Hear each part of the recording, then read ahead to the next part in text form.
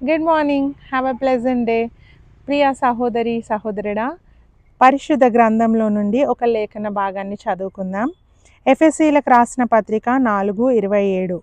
అపవాదికి చోటివ్వకుడి.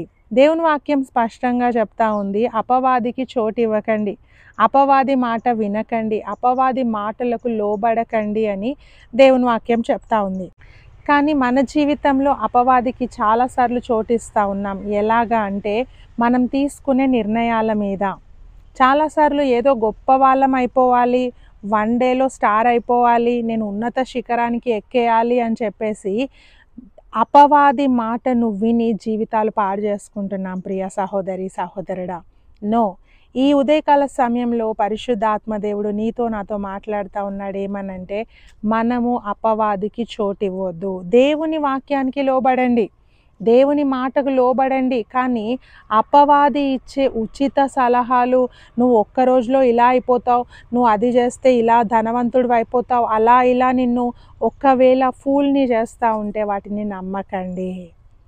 సో అపవాదికి నువ్వు ఎలా చోటిస్తున్నావంటే, ఈ లోక ఆశలను నమ్మినప్పుడు నువ్వు అపవాదికి చోటిస్తూ ఉన్నావు. అవ్వ అలాగే చేసింది. దేవుడు వద్దన్న పండును ఆమె ఎందుకు తినిందంటే, ఆమె అనుకుంది నేను దేవతలా మారిపోతాను, నేను కూడా దేవునిలా మారిపోతాను అనుకుందండి.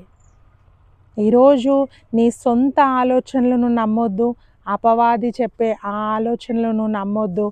ఎవరి మాటలు నువ్వు నమ్మాలి అంటే దేవుని మాటలు నమ్మాలి.